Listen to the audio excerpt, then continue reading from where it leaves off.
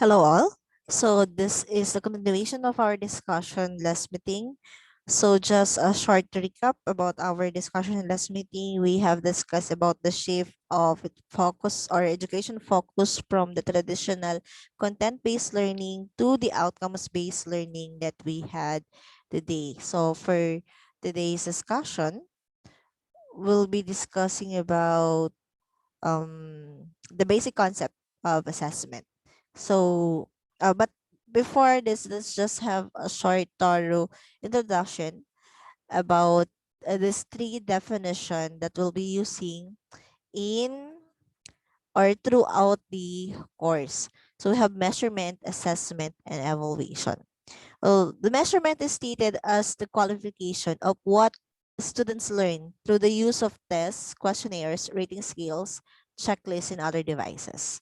While assessment refers to the full range of information gathered and synthesized by teachers about their students and their classrooms. While evaluation is the process of judgment, assigning value, or deciding on the worth of a student's performance. So, you should be able to differentiate the three. So we are talking about, of course, we're talking about educational measurements, educational assessment, and educational evaluation. So this discussion or this chapter actually deals with the whole concept or with the whole basic concept. Why? Because the evolving views po kasi in the use of educational assessment are most probably the result of the rising demand on the outcomes-based evaluation na kung saan outcomes-based nga po yung ine-expect na or outcomes, yung mga learning outcomes ng mga estudyante ay should reflect the characteristics of being a 21st century learner. Teachers mostly or objectively rather see that their students concretely manifest expected outcomes of instructional or manifest rather the expected outcomes. So normally teachers can discover the qualities of students. Ano yung mga qualities of students na yun? Such as the multiple skills of our students, the knowledge, yung understanding of learning nila. The students should be able to develop and manifested through the integrated approach of the instruction and assessment. Ibig sabihin, throughout the discussion and assessment ay may participation at naunawaan talaga ni estudyante yung nasa learning, nasa teaching and learning process. At the same time, the teacher should consider the traditional use of examination and summative tests as not the sole assessment approach. So, tanggalin na natin yung mentality na pwede lang natin i-capture or gradean ang mga estudyante via their paper and pencil examination results. Hindi na po, sa panahon ngayon, hindi na sole source of data for quantifying the student's progress, which is normally way back in the centuries, years ago, um, 19 forgotten pa, na ang focus na pinagkukuhanan talaga ng data is from the paper pencil result.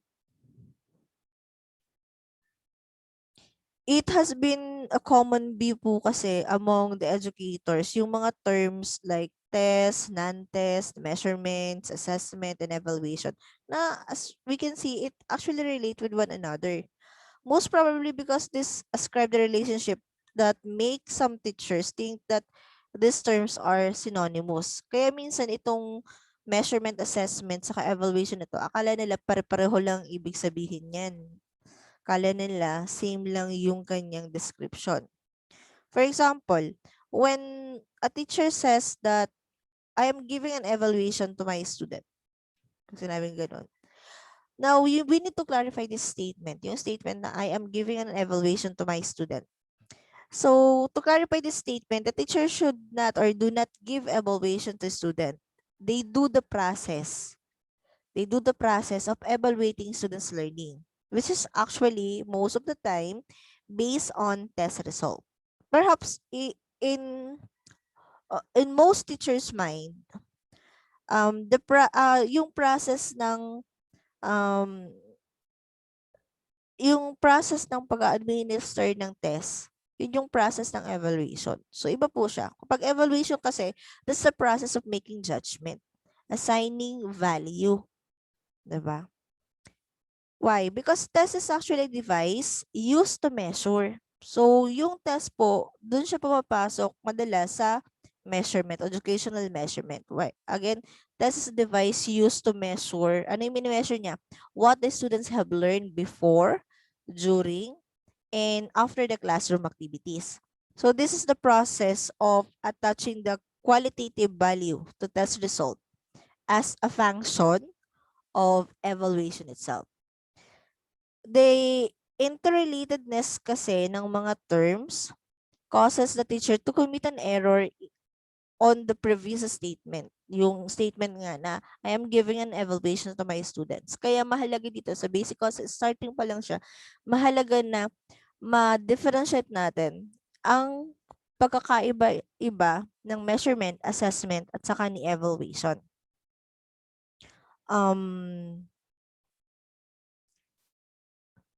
I think if most of the educators nowadays will agree in the statement that teaching today is a far more complicated profession than it was a couple of decades ago. The dynamically changing pace of development of science and technology has brought about the corresponding changes in the way we view teaching. Kasi ang dami ng pinagbago every year, every day, may nagbabago. And that's why teaching also changes. The manner of teaching also changes. The manner of academe or education also changes. Thus, while earlier on, we have always been content with testing and measuring students' cognitive skills through teacher-made tests. So, since nagbago nga siya, but unfortunately, nare-retain kasi yung mentality na okay lang na basta na lang bigyan ng teacher made test ang mga estudyante para ma-measure yung kanilang cognitive skills. Pero sa ngayon, I was talking about what happened in the previous years. But as of today, we not only test to measure the cognitive development, but we also tries to measure the affective and psychomotor development of the learners. So as teacher, we are expected to be fully conversant of the measurement and assessment. Conversant in terms na we should be flexible enough to adapt with the changes that happening inside the classroom or inside the teaching learning process. So in regards of that, I want to share the recent view of the comprehensive evaluation. So it necessitates the use of the term assessment rather than measurement because the concept of assessment is more appropriate than measurement because it requires the use of all means, methods, and approaches to understand students' scholastic performance. It is the combination of the use of tests and non-tests. So when we talk about the assessment, again, this combined the use of tests and non-tests as assessment tools, which is very important because it actually covers all domains of learning. So again, just to clarify measurement, assessment, and evaluation, pag measurement, this is normally the qualification of what students learn through the use of tests, questionnaires, rating scales, checklists. While assessment, full range. Kasi yung sa measurement, it is more focused on the cognitive domain. While the assessment or the term assessment focus in all three domain of learning, not only the cognitive but also the psychomotor and affective.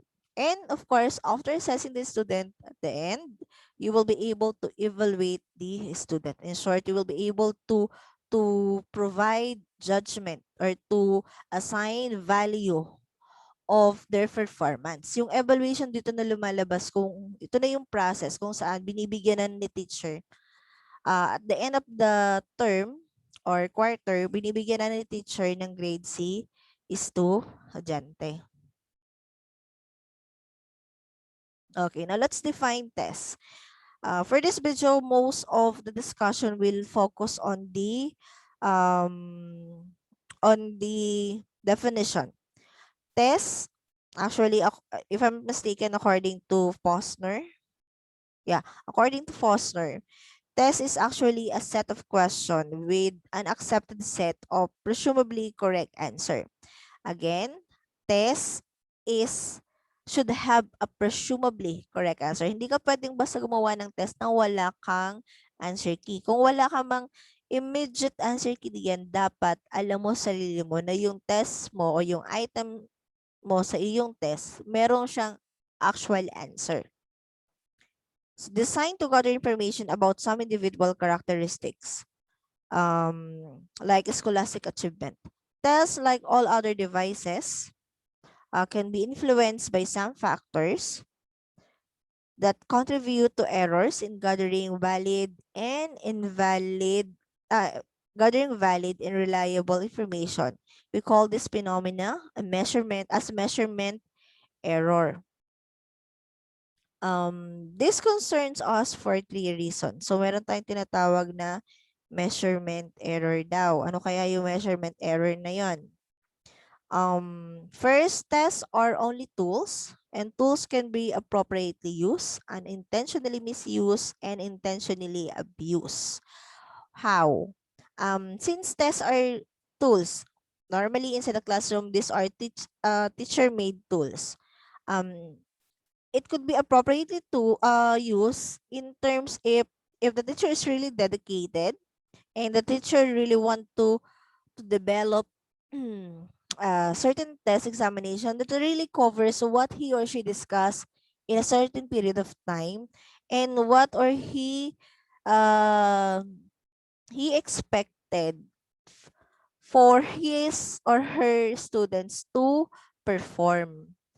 Unintentionally misused is when a teacher created a certain examination and that examination was given, but unfortunately there are instances where the exact examination, kunyari gumawa ako ng exam ngayon, yung kalahati na-cover na siya ng discussion, pero yung kalahati hindi pa na-cover. There are instances na gano'n. So, pag mga ganong scenarios, doon na pumapasok that the test was unintentionally misused. And of course, intentionally abused. Ito yung mga, normally naranasan ko to syempre, yung mga high school days ko rin. Pag sobrang ingin ng mga klase ko, tapos yung teacher namin galit na, okay, yung batatak ng bibig talaga, bibig ni teacher. Tapos may, okay, get one whole sheet of paper. Yan na. Nag-exam na. Ginamit ng panakot ang exam. Third, both well-designed and poorly designed tools in the hand of ill-trained users can be dangerous. So, kahit po ang test mo ay well-designed o kaya poorly designed, kung ang nagbibigay naman or nag-administer naman ng examination has ill intention, then the test could be dangerous. What if sobrang galit ni teacher that time? Ginamit niya yung test as a form of punishment. And that's dangerous on the mentality of the student. Why? The tendency is that one, o tayo mawawala yung paggalang mo kay teacher or hindi mo man siya pinapakita on the surface but rather at his or her back, nilalait mo na siya. Pag nakikita mo, ayaw mo nang makita. Tapos, kung ano-ano ng chismax ang inyong pinag-uusapan inside the class. Well, in that kind of scenario,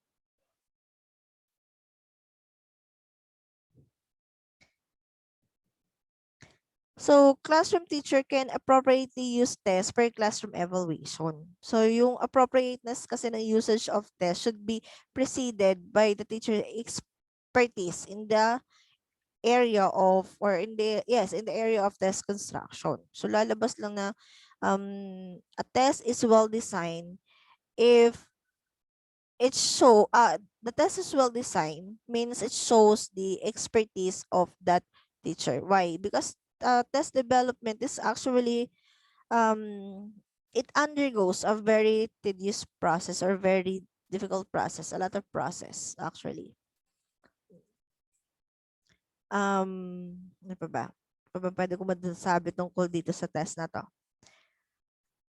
Ayun, so since we're talking about the expertise of the teacher, for example, yung difficulty which the newly hired teachers experience is quite fixable or justifiable, but being inexperienced, they normally rely upon copying items found in the textbook. So since bago sila, so if sanay na silang ituro yung subject na yun, hindi na nila kailangan mag-base on the textbook itself, but rather they can simply taught or construct or develop test items na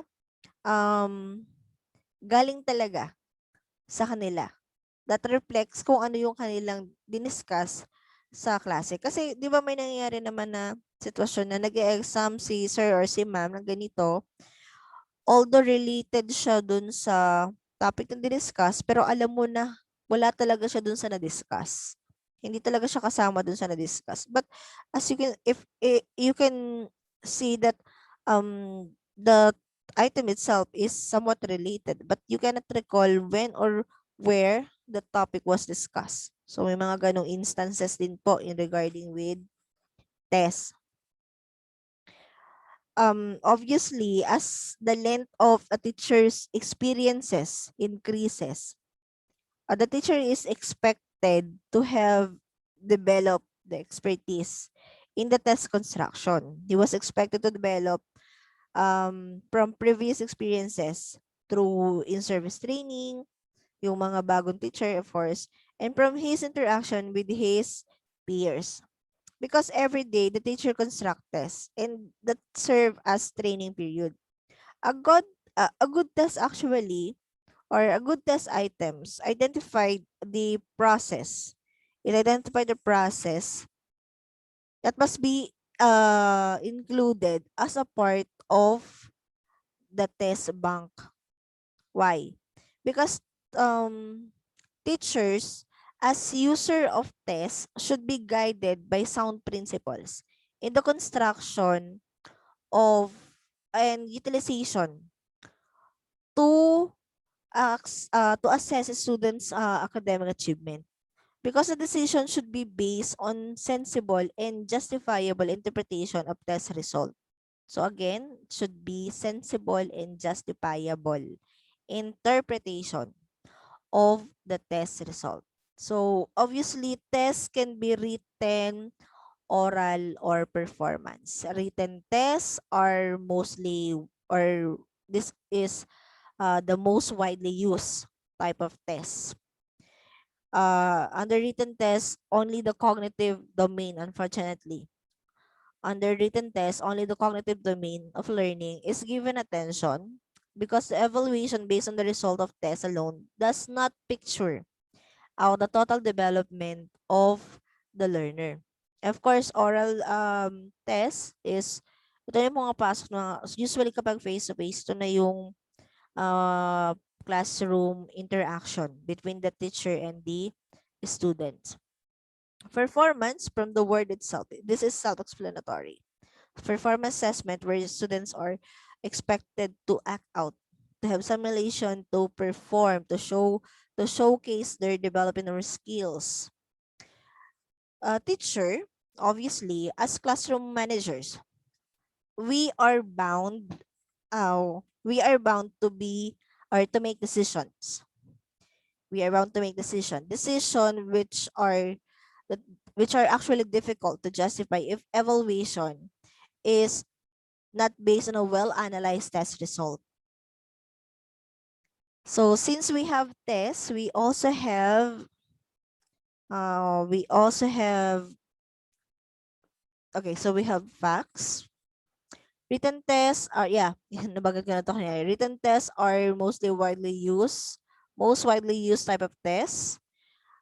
It only the cognitive domain of learning is given attention, and evaluation based on the result of tests alone does not picture out the total development of the individual learner. Hindi ko pa pala nalilipat, sinasabi ko na.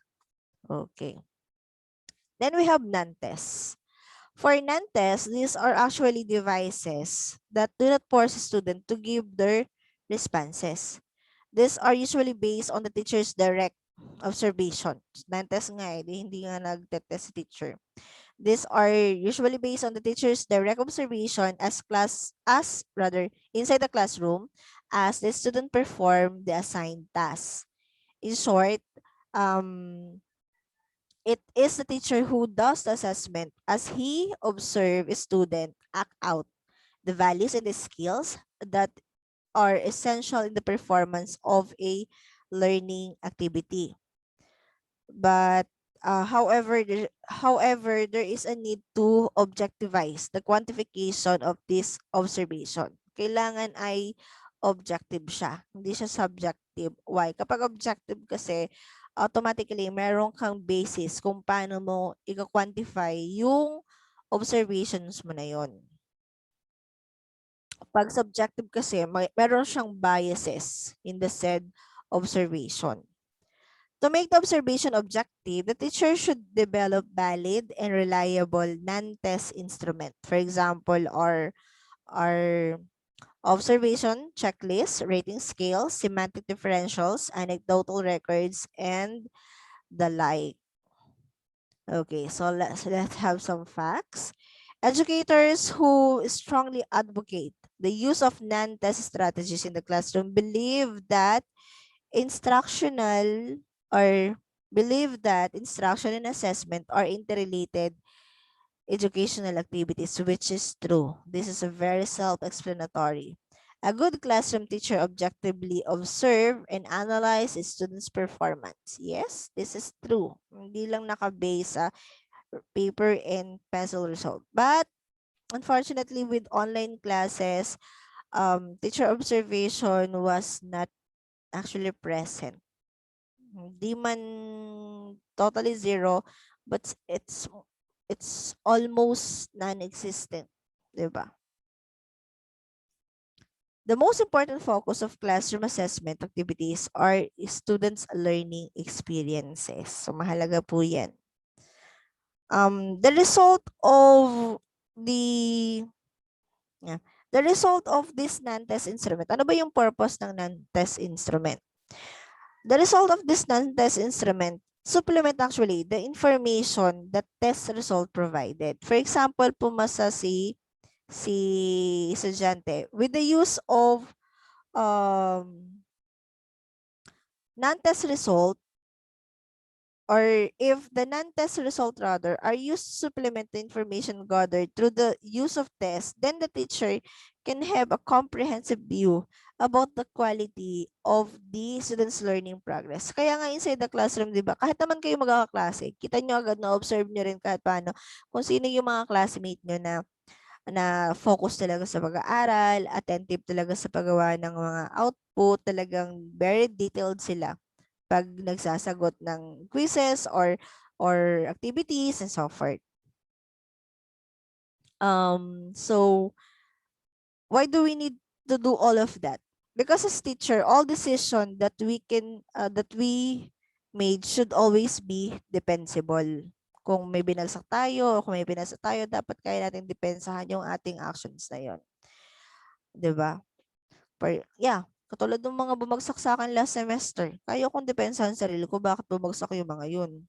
I can answer question why I require some students to stay to submit the missing outputs, or why did I say no dun sa mga certain students na nakikiusap sa akin. That's because that's based on the output given. At the same time, Dun sa mga sorry, dun sa mga previous years na nangyari, talagang na-observe ko naman yung mga estudyante. Okay, so let's talk about, I think we're going to talk about the different strategies or assessment strategies similar to teaching strategies. So ito yung mga assessment strategies kung saan ina-assess natin yung mga estudyante. Pero this is also similar as teaching strategies. One of them is the anecdotal record. So under anecdotal, this is an example of anecdotal recording form. This is from the George Washington Elementary School. So we have the observer, that would be the teacher, observation time, observation date, the name of the student, the description of the incident, the description of the location or setting, and notes or recommendation or action.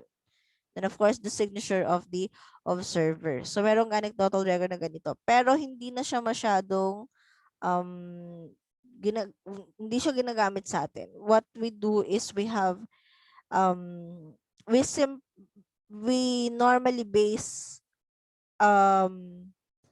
the observation that we have through informal observation of the classes. Now, this is under anecdotal records, if I'm not mistaken, this is actually this is where the teacher records the student's unique behavior across time. Now, nanonotice niya yung mga behavior ni estudyante. To establish each pattern in causes, and there's an intervention rather that can be designed to modify and strengthen such behavior. Kung nakikita niya na lagi si estudyante ay maingay, laging hyper, laging parang aloof, yan. Dito papasok po yung mga observation na yon in this anecdotal record. The next one is checklist.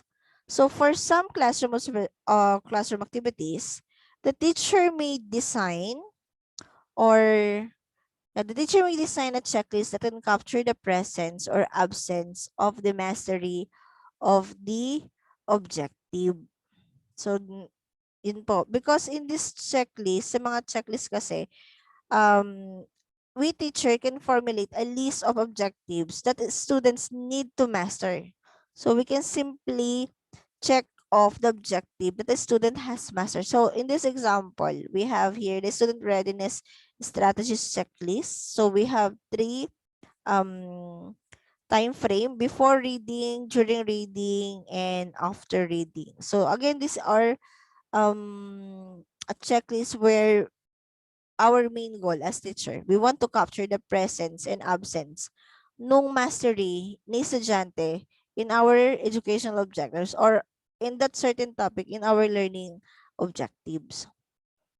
Okay, so we have another one, which is assignment. We don't like assignment. Daily assignment. The teacher may use assignment results for various types of assessment. Napakadami pong uri ng assessment, ng daily assignment. Students have time to spend for reinforced learning at home kasi yung mga masisipag, ewan ko lang doon sa mga mas gusto magbabad sa kaba-browse lang sa internet. But we can spend extra time to have some reinforcement in our learning or in our reading. Kahit nung nararanasan nyo rin naman to dati, diba, nung physical classroom, pag may vacant time kayo, most of the time, nagre-review kayo ng mga lessons.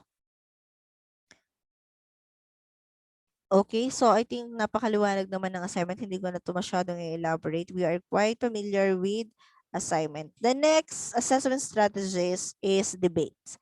The debates is where the students are expected to learn better in social setting. So during class activities, when in some groupings, when there are two opposing views about an issue, a debate can be organized where students take oppositions or oppositions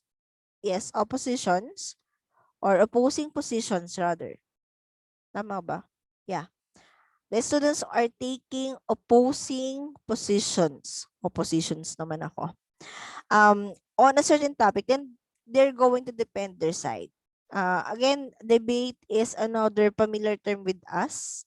I know that some of you have encountered this in your high school or in your college at the moment. So meron tayong mga debates na tinatawag na, again, this is also an assessment strategies na pwede rin siyang teaching strategies. The next one is demonstration. Yan, gamay din natin to. Demonstration is when a student can present a visual ha, nakikita, visual enactment of particular skills or activity. Anong ginagawa ni teacher dito? So, we teachers normally observe and we rate students. Nire-rate natin sila, ginigrade nila. As students perform the skills or the skills that is required for that certain activity. Okay, so we have anecdotal record, checklist, daily assignment, debates, then demonstration. Ano kaya ang sunod? Okay, games. Now, during games, students can engage themselves in an enjoyable activities without fear of being tested. May syempre masaya itong gawin inside the classroom, but this is just time-consuming at the same time. There's a big advantage here. Lalo na kapag umiingay sila. But of course, the teacher can observe that as the student plays, the teacher can rate the student's behavior and the student's value as the game progresses. Na-observe ni teacher yun. But in case of academic games, this is where students' cognitive process are involved. Gumagana yung utak. The teacher can actually include an assessment of the student's mastery of concept of ideas during games. Okay? So, ito ay pang-anim na. This is the sixth items under assessment strategies similar to teaching strategies. The next one is journal. Kahit hindi ko na ipaliwanag yung journal, may idea kayo eh. Okay, journal is where the students' potentials to write and reflect upon their learning experiences. A student can write on a daily account of their performance or assigned tasks. For example, an answer to the question, what do you remember about the lesson on photosynthesis? So in that question, your answer can be entered in the journal. Okay, so next will be oral and written reports. Kabado ka ba kapag may reporting? I don't know about you guys. But nung college ako, syempre may mga kabado blues or kabado moments din naman ako. Pero as education students kasi noon, talagang ang approach sa amin, halos lahat ng subject namin reporting. Nakaupo lang si teacher talaga. Hindi nagsasalita, hindi nagtuturo. Hinahayaan niya na kami. Ang disadvantage naman ng ganun ng reporting is that kapag puro reporting, syempre hilaw yung background ni estudyante sa topic na yan. Tapos puro reporting kayo. So mababaw lang yung understanding ni estudyante on that certain topic. So yes, the teacher can rate the students' performance based on the quality on their oral and written report.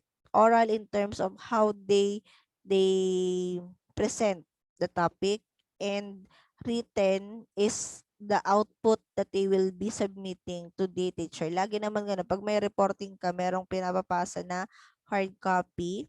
In this day, soft copy si teacher. Okay, so let's proceed with the next, which is panel discussion. A panel discussion is a group of students that have the potential to verbally present information obtained through research or library works. A panel of discussion is organized to verify or rather to wait, asan na ako? Ay, okay. A panel of discussion is organized to verify truth or veracity of the information obtained through research or library work. So kapag panel discussion, meron tayong set of panels, meron tayong MC, meron tayong mga audience. The audience will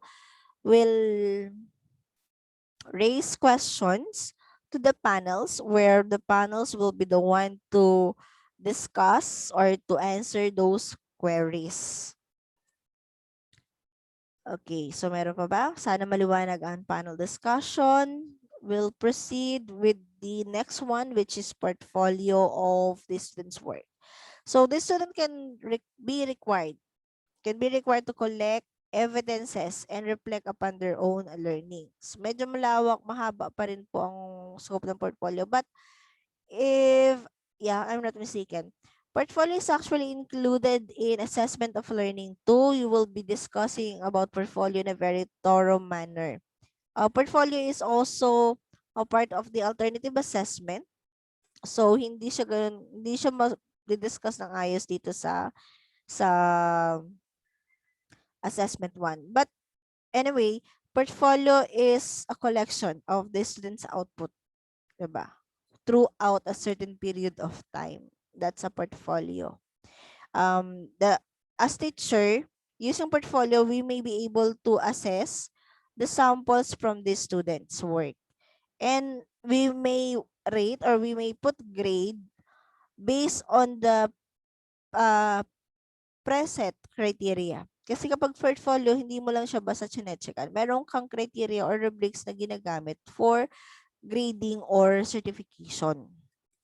Okay, after portfolio, we have projects. So, projects is when the student can work on a project in their own creative way. Bakit creative way? When teachers give project tasks or project instruction, the teacher is giving the opportunity to the students to create an original, elaborate, and risk-taking output. So, any teacher may be able to design a project na it would challenge the student to show some or hopefully most or all of his creativity. And that's project. The next one, if I'm mistaken, this is the last one. This is number 12. The 12 assessment strategies, teacher's observation. Observing is one potent skills of a good teacher. Excuse me. So he can observe while students work on the assigned task. He can also ascertain whether students understand the direction and perform the assigned task with speed and accuracy. So those are non-test instrument from, there are actually 12, from anecdotal record to checklist, daily assignments, debates, demonstration, games, journal, oral and written report. We have also panel discussion, the portfolio of the student's work, the project, and the teacher observation. So those are non-test instrument that is designed to quantify the desirable students' behavior and skills. And it is said most teachers consider students' behavior as a factor for the final school rating, which is actually true. At times, it is said to be difficult to justify the rating the teachers give because there is no proof to show that strategies used for quantifying this result. That's why teacher usually find it difficult to justify their stand when the parents or the guardian raise an issue about the inclusion of of behavior as a factor for computation of final rating. Sa atin nung physical classroom pa tayo, meron tayong portion ng participation. May mga teacher na naglalagay ng behavior. Yung iba tinatanong saan nyo kinukuha yung output ng behavior. Diba? Ako naglalagay ako ng behavior, pero pag naglalagay ako ng behavior, it's the observation for the whole class. So, the grade will be in general. Kung nagbigay ako ng 90 sa isa, automatic 90 na lahat yung grade. Again, that's based on the actual observation on the whole classroom. A general interpretation or a general um, tawag dun, nasa dila ko na, malapit na. Kalimutan ko na wala. A general conception of the student's behavior. Yun. Yung conception natin as a whole.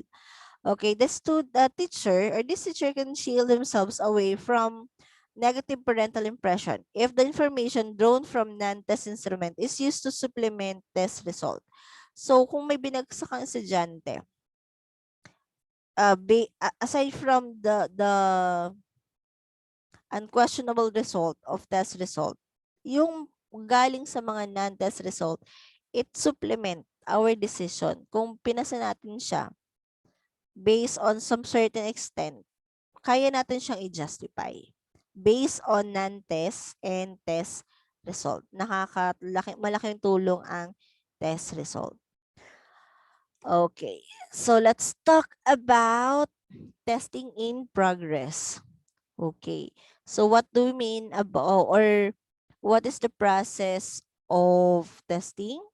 Or rather, if we're going to define testing, testing is actually a process of administering a test to an individual or group of students. Normally, kapag yung testing, kapag individual, it could be an oral recitation or participation. Kasi mahirap naman po talaga mag-administer ng test kapag isa-isa. Let's say meron kang sandang estudyante, tapos isa-isa ka magbibigay mag-administer ng test. Let's say meron kang 1 hour per student, edi nag-waste ka ng 100 hours where you can simply give a group test. 'Di ba? Since testing is a process of administering a test to an individual or a group of students, this is the process, or the process involves steps such as test preparation, test administration, and of course, the collection of test paper. There are sound principles that can guide the teacher for test preparation and test administration. In terms of test preparation kasi, the teacher can ensure that the test he prepare is highly valid and reliable. Anong valid test? A valid test portray the content and behavior that the teacher wanted to measure. Although test validity and reliability are requirements to ensure that a teacher has a good test, time pressure normally or usually makes a teacher design less valid and unreliable test. Kasi nga sobrang dami naman trabaho ni teacher talaga. If you will be teaching the near future or meron kayong mga kakilala na teacher, at this moment of time, you should be able to realize kung gaano ka work consuming or time consuming ang pagtuturo. Okay. So, yes, let's talk about test administration. Test administration is another challenge. Bakit siya challenge? Why? In administering the test, the teacher must be able to explain direction clearly to the student. Kailangan na ipapaliwanag siya ng maliwanag. Na maliwanag. Why? Because unclear understanding of test direction will actually reduce the capability of the test to measure what it really intends to measure. When there is an anomaly in the test administration, nagkaroon ng palpak habang nag-administer ng test, the reliability of the test result will be sacrificed. Nasa-sacrifice yung result ni test.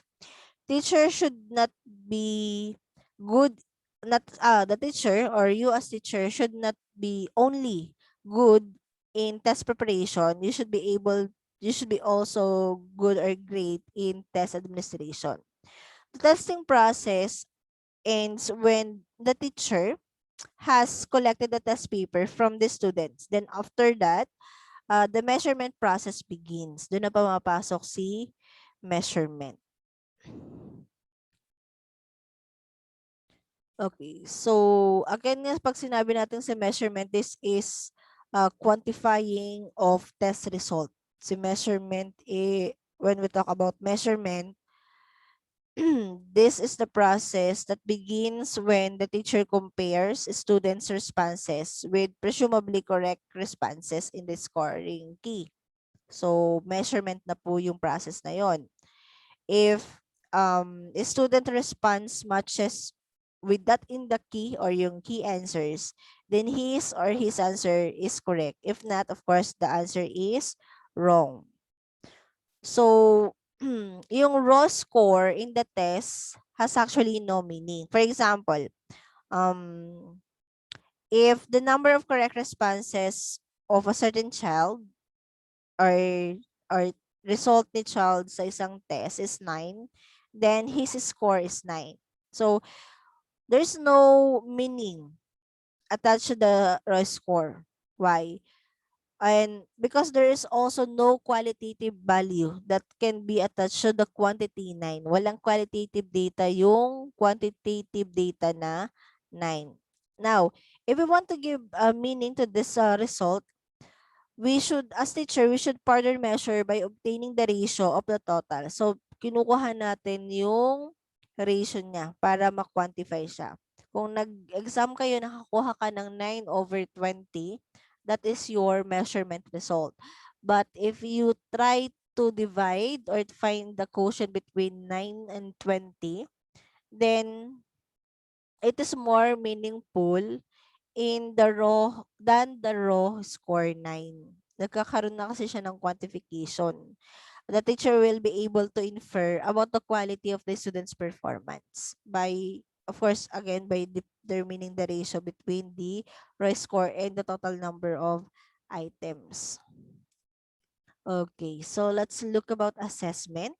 So we have here a description about assessment made by Lucas and Corpus. According to them, assessment is a process of gathering, pag-gather of information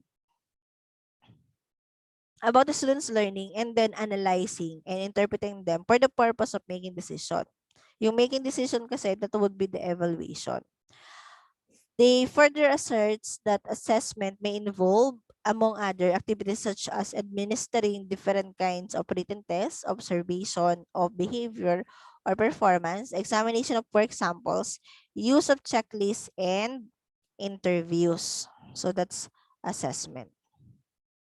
Now, according to Cohen, there are at least 9 types of assessment. And these are the norm reference, criterion reference, domain reference, diagnostic, the formative, summative, authentic, and performance. So, classroom teacher may be given the options to select one or more assessment method among for a specific learning activity. Hindi mo pwedeng gamitin lahat yung assessment na yan ng sabay-sabay. Bakit hindi pwede? Kasi ang mangyayari po, if you do that, hindi magiging accurate yung result. Hindi siya magiging ganun ka-accurate. So, let's define the following types. The norm reference assessment give us information on what students can do in comparison with other students in the class. So, dapat lang tandaan pag norm reference comparison between the classmate. Diba? This type of assessment helps the teacher put students in a rank. So, pwede natin i-rank yan. Saan nakikita yung mga top, yung rank order of achievement. While it enables the teacher to compare students with other students, but there is also danger on the norm reference assessment. This is the negative labeling of students in the classroom. Bakit? Kunyari, after the quarter, pinost mo yung top 10. So, nandun yun. Okay lang yung top 10, so hindi nakakuan. Yung nga lang, hindi alam nung remaining students yung rank nila. But if you will be posting all the rank of all student, the tendency is that ano naman yung mararamdaman yung nasa bottom of the class. Right? So, yun po. Then we have the criterion reference. When we talk about the criterion reference assessment, it uses specific preset criteria from which a student performance is compared without referring to the other student's performance. Kapag norm reference, kino-compare mo yung result ni estudyante sa kanyang kaklase. Kapag criterion, kino-compare mo yung result ni estudyante dun sa iyong set of criteria. For example, sa atin, yung result ninyo sa subject na to ay nakakuha kayo ng 82. Ang preset criteria is 75, which is already a passing grade. So yun na yung parang ibig sabihin niya. Meron siyang preset criteria. Then we have the domain reference assessment. It determines learning a particular field or area of subject matter in the 3 domains of learning. So again, the 3 domains of learning are cognitive, psychomotor, and affective. So in this type of assessment,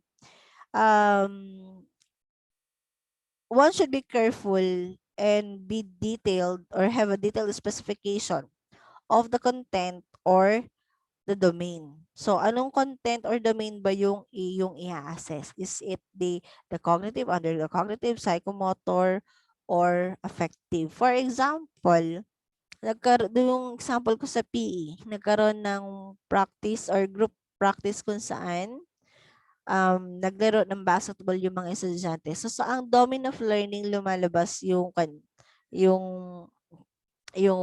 nakukuha nating result, 'di ba? Aside from the cognitive domain, we also have the psychomotor domain and the affective domain. Pero kapag mga paper pencil examination lamang yan, tapos more on identification, enumeration, that's merely focus on the um, cognitive domain. Then, the next type of assessment is a diagnostic. A diagnostic assessment identifies weakness, strength, and problems of student learning. So, under diagnostic assessment, the teacher, as teacher, um, this can be the basis of the teacher. Itong result ng diagnostic assessment na to, the teacher can use it as basis for planning on what to do next on the teaching and learning process. Why? Because the teacher will be able to design the classroom activities that is or that actually addresses or it addresses the actual learning need if he or she knows his or her student's weakness or strengths. So that's the diagnostic assessment.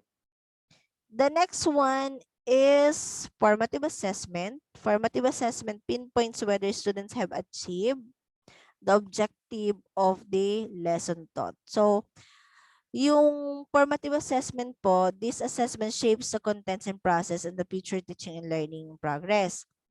Dito, we provide feedback on the effectiveness of the teaching that manifested inside the classroom. At the same time, kapag formative assessment, ang main purpose niya is to determine the gap between the intended objective and actual student performance. The result of this assessment, lahat ng assessment under the formative assessment, the result of this assessment is used as basis on the teacher's decision to proceed to the next lesson or to reteach uh, the lesson or the currently lesson being taught.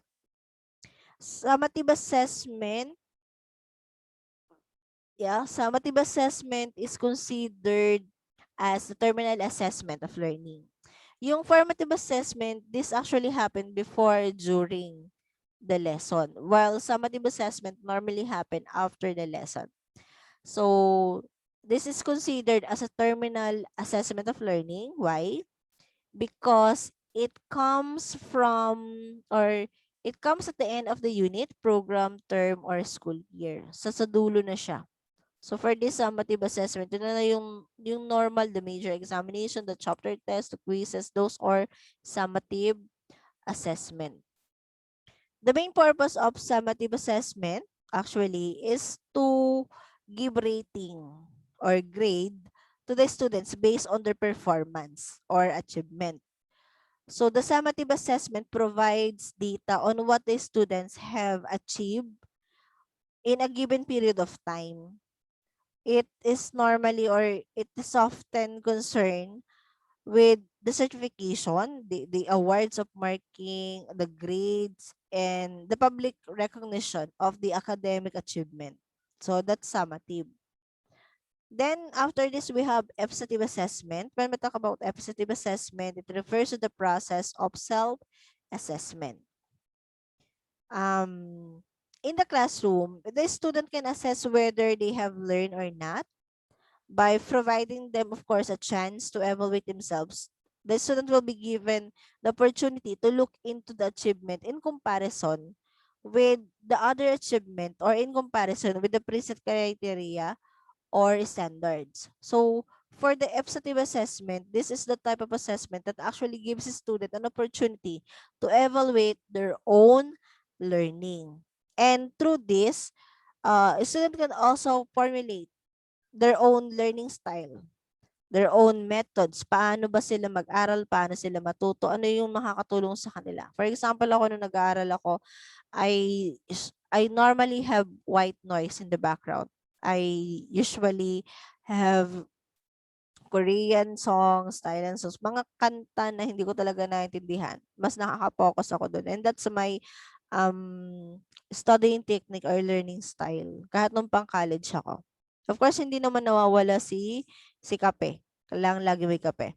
The next type of assessment is authentic assessment. The authentic assessment determines what student can actually do in the real life situation rather than using some easy to store responses to question. For the lesson of life, actually, there is no better teacher than the experience than life provides. Tama naman. Experience is the best teacher. Life's learning experiences are normally bound to assessment. Thereof, it is what? It is of the essence to make learning and assessment more real, meaningful, and motivational. So, authentic, technically, this is the synonym, antonyms of the traditional assessment. The next type of assessment is known as the performance assessment.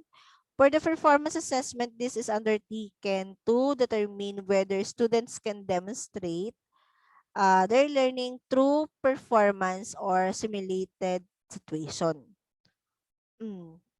Familiar tayo dito, but to sum it up, this type of assessment is perhaps the most applicable to determine student skills in communication and other psychomotor skills. Sa mga major nyo, itong performance assessment na to ang pinaka-the best gamitin because this requires the learner to demonstrate knowledge, their learning, their understanding through a real task application. And that's the 9 types of assessment according to Cohen. So just to review it back, we have norm reference, criterion reference, domain reference, diagnostic, the formative, the summative, evaluative, authentic, and performance. Okay, so classroom teachers should take note that the more assessment serve one purpose, the less it can serve another. For example, the more the teacher moves towards the graded or the grade-related assessment such as summative assessment, the more he departs from diagnostic, the formative, and other forms of assessment. Kaya po itong assessment ay may types na to kasi meron siyang specific focus. Hindi mo siya pwedeng gamitin ng sabay-sabay o pare-pareho lahat sa isang assessing lamang, di ba? Okay, so those are the scope for assessment. But before we end that, so since I've discussed thoroughly about measurement, and then we also talk about assessment, pahapiwan natin ng konti ang evaluation. Now, for the evaluation, again, this is the process of determining the changes in the child as a result of teaching and his experiences. So, evaluation is a very systematic attempt to ascertain the amount of progress made by the child's education directed toward the realization of the objectives in education. So, basically speaking, it is an act of judging the child's acquisition of all forms of learning outcomes based not only on the definite data from the subject matter or the achievement in the subject matter in learning of facts, skills, and abilities. But also of descriptive and qualitative data about the personality changes of that student. Personality changes on merely focus on the social adaptivity, the social attitudes, interests, ideals, ways of thinking, the work habits, and the personal and professional adaptability. So, a very main concept ng evaluation is to require the use of all assessment tools to evaluate the total development of the students in cognitive, affective, and psychomotor domain of learning. The evaluation process is actually attaching the value or quality judgment to the quantity obtained through the process of assessment. So, itong quality na to, this is actually judged against the preset standard or criteria. So, the process makes the result of assessment more meaningful and to educational stakeholders. Evaluation is actually based on the result of assessment. Again, ulitin ko lang ha. Evaluation is based on the result of assessment. This is more comprehensible. This is more comprehensive than evaluation. Based on measurement. So, and I think I cover most of it. So, I'll be discussing purposes of educational assessment, measurement, evaluation, and the guidance for content. We have desirable characteristic next meeting. So I do hope that you have learned some things about this, and I add some clarification with regards to measurement, assessment, and evaluation. Medyo parang boring lang siya kasi nga mostly it is in terminology. Anyway, again, I do hope you learned something. That's all. Goodbye. Thank you.